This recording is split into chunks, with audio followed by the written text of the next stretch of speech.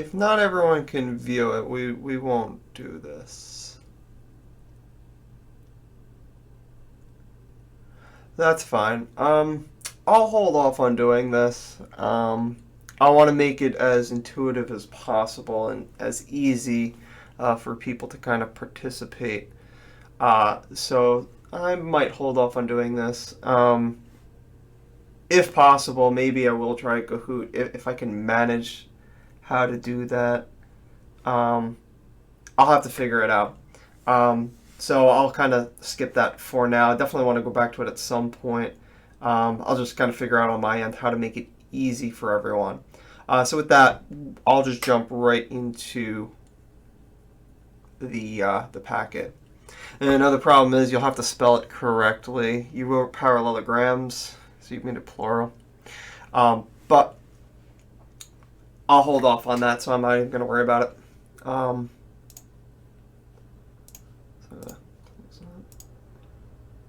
we can work on this packet.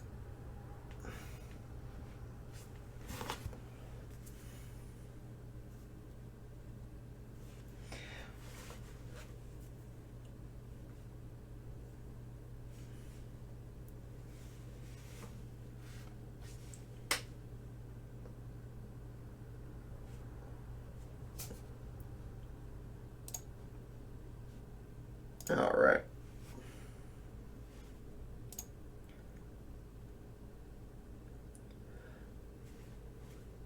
So we'll work on this. Just some questions that don't require the full use of the graph, but instead they're just going to ask certain questions based on the quadrilateral, and we're just going to figure out what other piece of information we could get based on this information. These are kind of common questions you would see with like multiple choice on the Regents, for example.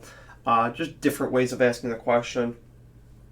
And then you have, for on the homework page, you have 4 of these proofs kind of questions right here, which you guys please feel free to practice. These are things that just require practice. So please try them. I know they're time consuming. You don't have to do all of them, but any of them that you do choose to do, I'll put up those answer keys tomorrow. But let's take a look at the number 1 on here. It does say a parallelogram, PQRS. P is located at -1, 6, and S is located at -7, -3. So you'll notice that they're only giving you 2 coordinates. So even if you did choose to graph this, it's not 100% you're not going to be able to necessarily graph both of them. What packet? Whichever one this is in. I think it's the one that we were just working on Friday. I think it's still stapled to that one. But you could graph these 2 points, but you're not going to get the full picture. You're not going to get all 4 points to figure out, what this looks like. So instead, usually you would sketch your own if they didn't give you a picture already.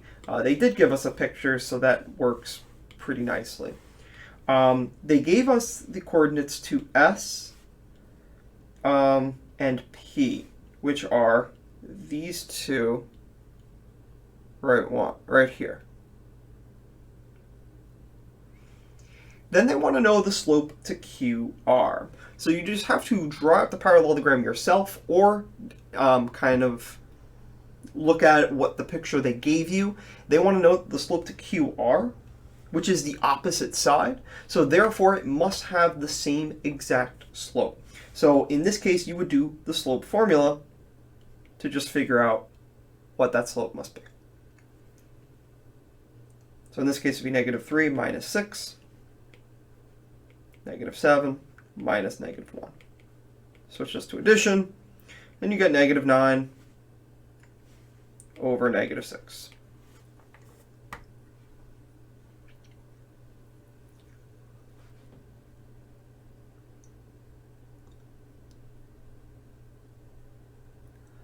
You have a negative over a negative, so it becomes positive. 3 over 2. I don't remember how I stapled these packets. I don't know where it begins. It's either the start of the rhombus packet or maybe this page. That's right here. Yeah, everyone's saying it's this one, so it is that one. As far as the packets go, I'm going to go in order that you receive them in, so just like we would normally do in class. All right, number 2. On the rectangle ABCD, A is located at 3, 4, B is located at 7, 6. So always be aware of the two things that they're giving you. They're giving you AB, and then they want to know the slope to BC. So this is a case where you do not want to just find the slope blindly and just that's your answer, because this answer is going to be the adjacent side, and the adjacent side is going to be perpendicular if it's a rectangle. So we have to take the slope and then take the negative reciprocal to that slope. So we're going to do 6 minus, so the slope is 6 minus 4 over 7 minus 3, which is 2 over 4, or 1/2. That's the slope to AB. So therefore, the slope to BC is going to be the negative reciprocal to that. So the negative reciprocal to 1/2 is going to be negative 2 over 1.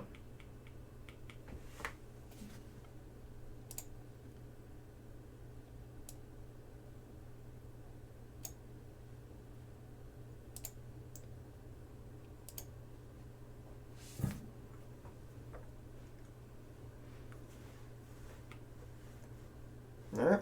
Number 3. On rhombus WXYZ, W is located at negative 5, 2, and Y is located at 3, negative 2.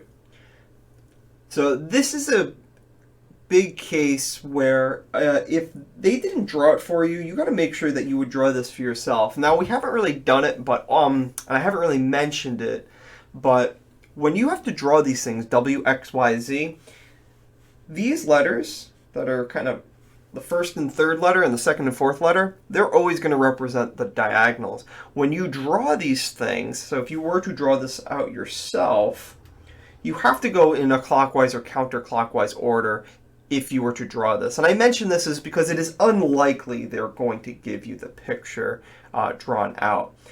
So you could have to do W, X, Y, Z. You have to go in order around it just like that. You don't want to jump around and skip letters. But if you do that, you'll always be represented, which 2 letters are a diagonal, which 2 letters are a side. But because they gave it to you, that is an easier case. They're giving you the length of the diagonal. What is the slope to XZ, which is the other diagonal? And in a rhombus, the diagonals are perpendicular once again. Therefore, we can take the slope and figure out the negative reciprocal from there.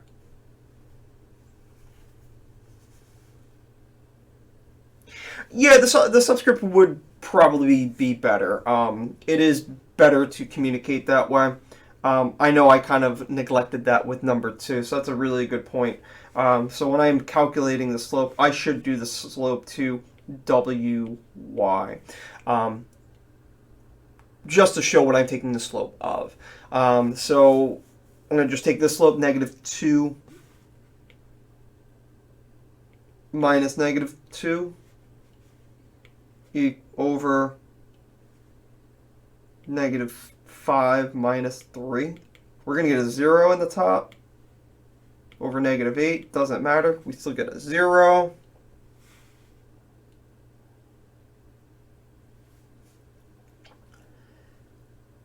And then you just got to remember, what is the negative reciprocal or the perpendicular slope to 0?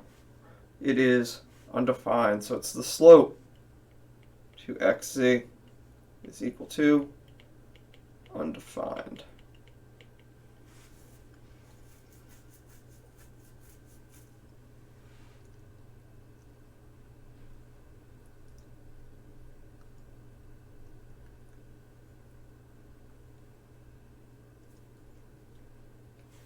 All right.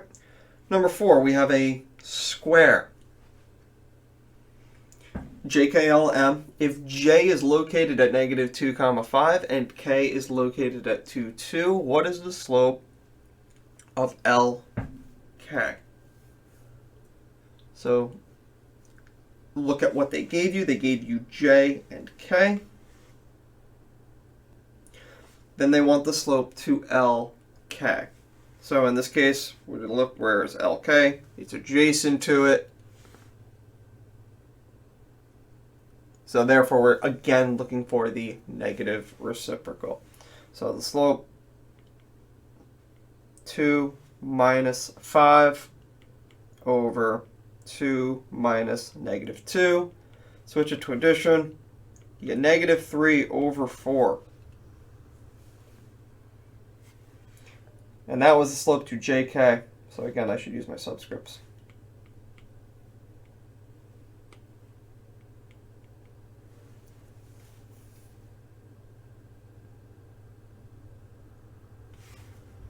So the slope to the answer we want, the slope to LK, is going to be positive 4 over 3. So it's just a matter of finding the slope. Look at what you're looking for. Adjacent sides, if they're perpendicular, negative reciprocals. If it's opposite sides, then it's going to be the same slope. You do need to identify the thing that you're looking for, though. That's really about it with these. 5 through 8 are going to be slightly different because now they're going to ask for the lengths of these things. So we'll take a look at those as well. So obviously with length, that's going to be associated with distance formula. We just need to know what we have to find the length of. In most cases, most lengths are the same, but not always. And I can probably guess that in 7 or 8, they're going to do something a little tricky because they do draw in the diagonals. But we just want to see how the lengths are going to be associated with these things.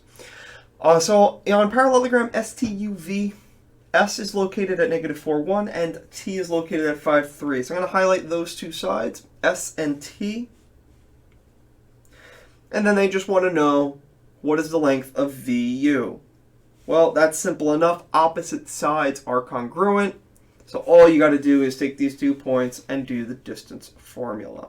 So the distance of, well, in this case it would be ST, is equal to the square root. We got 5 minus negative 4 squared plus 3 minus 1 squared. So the distance to ST is, the first one is 9. 9 squared is 81. Plus, we get 2, and 2 squared is 4. So we do get the distance of ST, which is the distance to VU, that is our answer, is the square root of 85. Now I'm just going to go back to my directions and see, does it ask me to round anything? It does not. It does not tell me to represent my answer in any specific way. So you could put it as a decimal, leave it like that. We could do simplest radical form. I'm not sure if 85 can be broken down any further. I can't think of any perfect squares that divide into it. So I'm just going to leave it like that.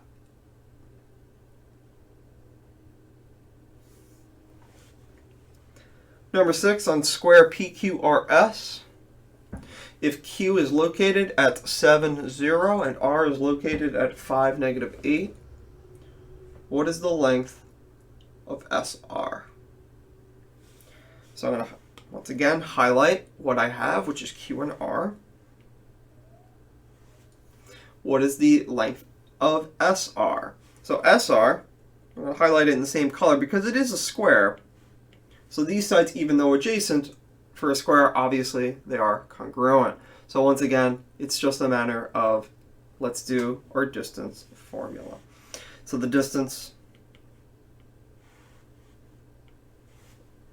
I'm going to go through it a little bit quicker. Negative 8 minus 0 squared plus 5 minus 7 squared. This is 64 plus 4. So this is the square root of 68.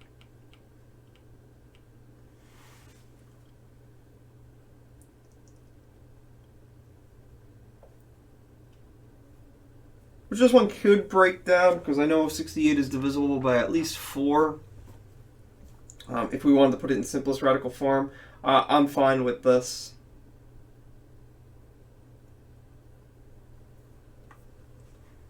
If anyone is put in simplest radical form, I think it's 2 square root of 17. Either one is fine.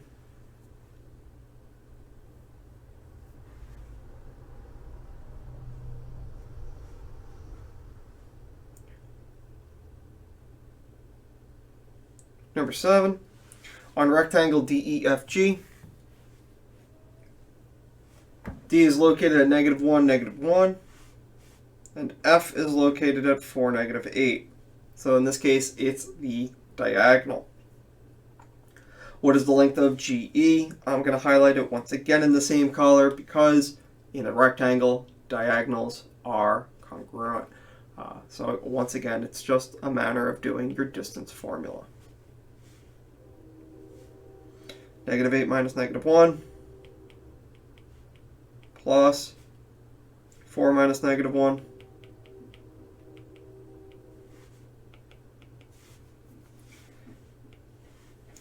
you get -8 plus 1 is going to be -7 squared, so 49 plus 25,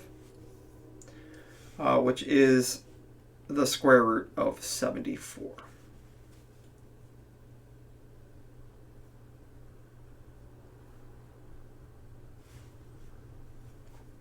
And the last one is probably the only one that is, I would say, slightly tricky.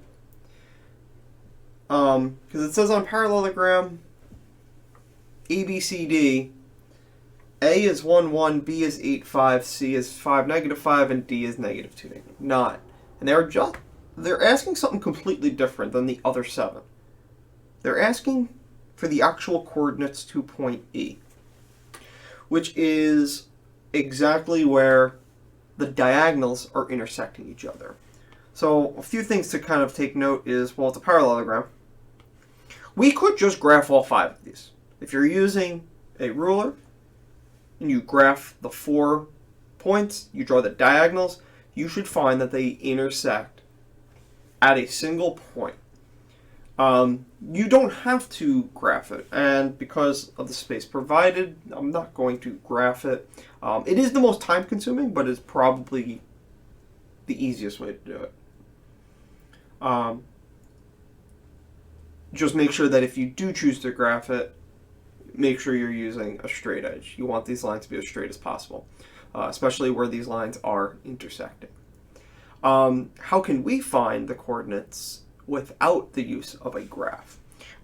So this is going to come from the diagonals. So one thing we know for sure is diagonals bisect each other, although they are different lengths. So if they bisect each other, that means these two segments are congruent, these two segments are congruent, which makes E a midpoint. And if E is a midpoint, well, we have a midpoint formula when we are given coordinates. You just have to make sure you choose the correct coordinates. If you use the midpoint formula but you use points A and B, you're going to find this midpoint, which is not the one we want. Make sure you find the midpoint to the proper points you're going to use, which you have the option here. You can use points AC, because that's one line you want to use, the yellow one, or you could do the midpoint to DB, the blue line. Doesn't matter. I will choose AC. For those of you who don't remember, that midpoint formula was, I'll write down the actual formula, x1 plus x2 divided by 2. It's a literal average. Add the two x coordinates, divide by 2. That's exactly how you would take the mean or average in algebra. We do the same thing in geometry, and we just do it with points. Same thing, y1 plus y2 divided by 2. So the midpoint. I don't like using this equal sign, really, because it's a coordinate, and coordinates do not have equal signs, so I'm just going to write it like that. And in this case, it's not even M we're looking for. It really is E, but we're just using M for midpoint, so it's arbitrary whether we call it M or E. Well, then, simple formula to use, 1 plus 5 divided by 2, comma, 1 plus negative 5 divided by 2. So our slope is, this one is 6 over 2, which becomes 3, comma, this one becomes negative 4 divided by 2. Negative 4 divided by 2 is negative 2. So the midpoint is 3 comma negative 2, which is the same thing as E. So a little bit different than the previous ones. They have a number of different things that they could ask.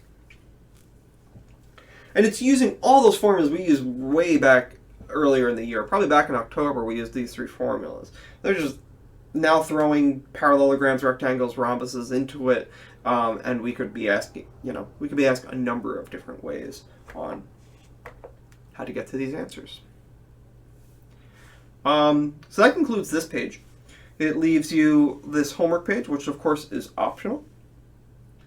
They're more of what we were doing last week with those formal proofs. Graph them, do your slope or distance formula, classify the quadrilateral based on the information that you have, and then write out your sentences. So definitely a good thing to practice. We'll be practicing them again in the future. I don't think I gave you this quiz page. I don't think I printed that out for you. Which leads us to a trapezoid, which we will start talking about the trapezoid today. Tomorrow I want to do a proof that I saw on the Regents last year.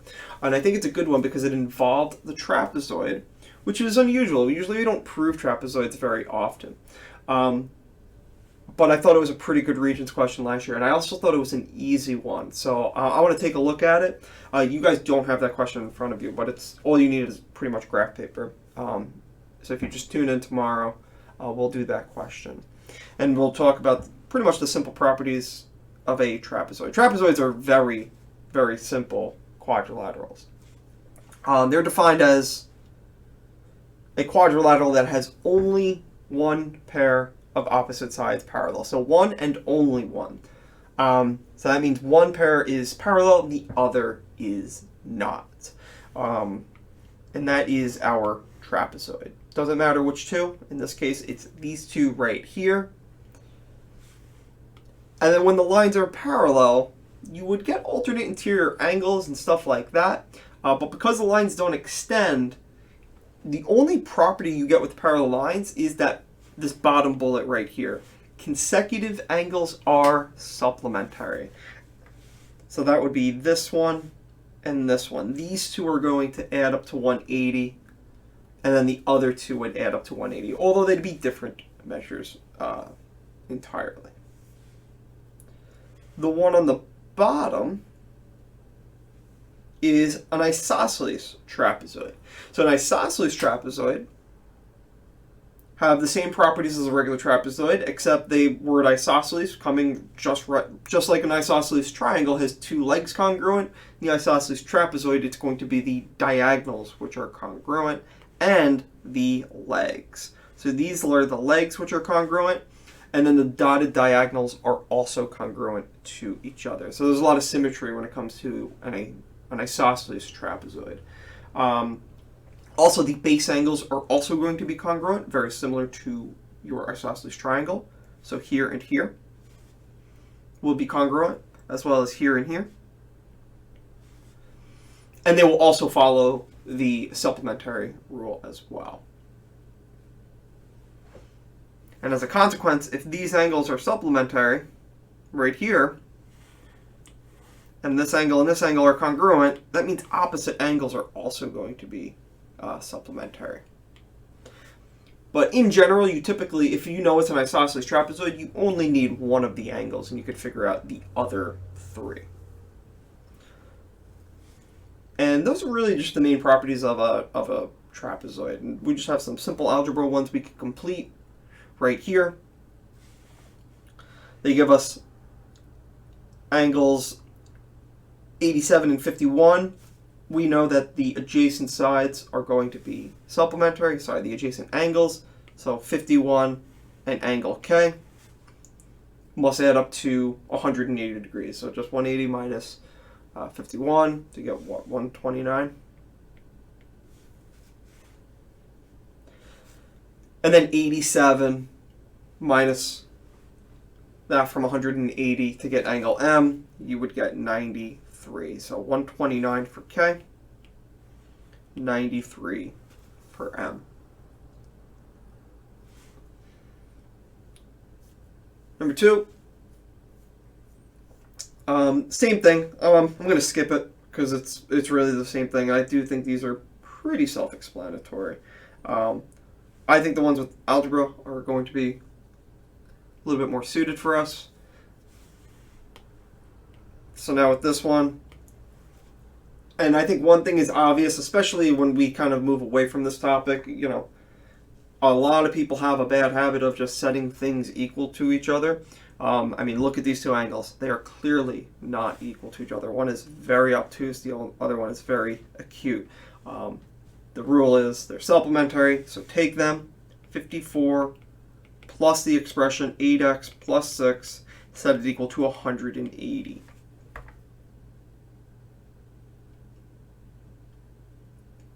I'm going to combine like terms on the left-hand side. I get 60 plus 8x equals 180. Subtract 60 from both sides. 8x equals 120. Divide both sides by 8. And I get,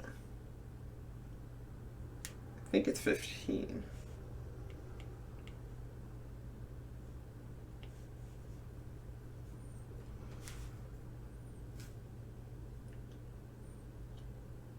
And that's all we had to do for number 3, because it did just say solve for x. No plugging in required. Number 4, you read it, you'll notice, find angle R, which is going to require us to plug in. And it does matter which one you plug into. Obviously, we're going to be plugging in for the 7x minus 13, but we need to find x first. Same relationship as before. Add them up. Set it equal to 180. 12x plus 3 plus 7x minus 13 equals 180 degrees.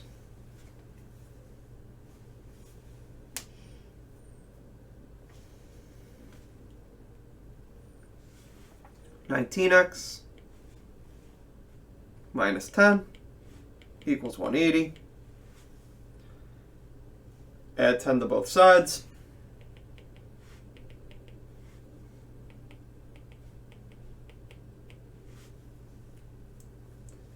And then divide by 19.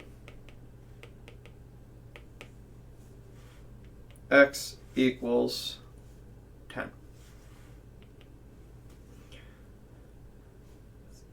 So now that we have x, just make sure we plug right back in to find angle R. So angle R is equal to 7 times 10 minus 13. So angle R is equal to 70 minus 13. I believe we get 57.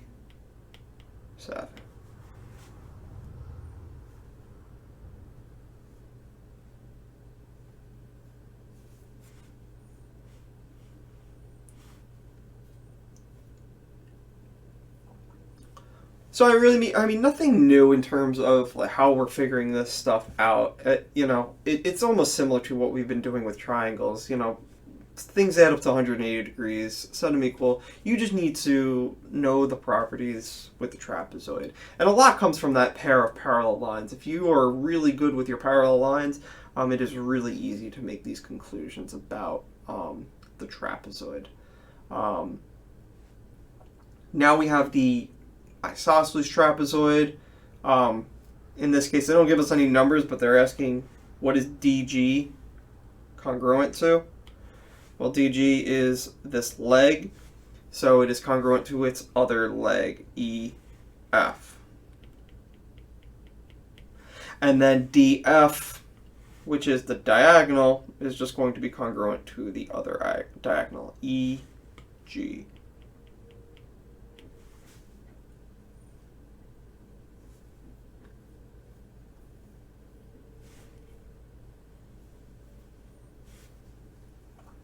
Number 6, basically the same question, except they're asking it with angles. Angle T is congruent to what other angle? And I mean, you can, this one you can, I always say you shouldn't visually base your decisions on the diagram. This one, it is completely okay. T is obtuse. There's only one other obtuse angle. It's U. So, angle T is congruent to angle U. And then the other two down here, W and V, are also congruent to each other. So isosceles trapezoids arguably easier than a regular one. So in this one, you have a number of ways you could figure out all these angles. You could utilize the fact that the angles opposite from each other are supplementary. So you can just call angle R whatever the supplement to 112 is, but you also have the fact that these are congruent. So these are also 112. So you have a bunch of different ways you could figure these out. The supplement to 112 is, I think it's 68. Making this 68. So nice and easy. And then the last one, same thing, find the angles. They just mark these two sides as congruent, which makes them an isosceles trapezoid. So this is 47, and then again the supplement of 47 is just going to be 133. So you get 47, 133, and 133.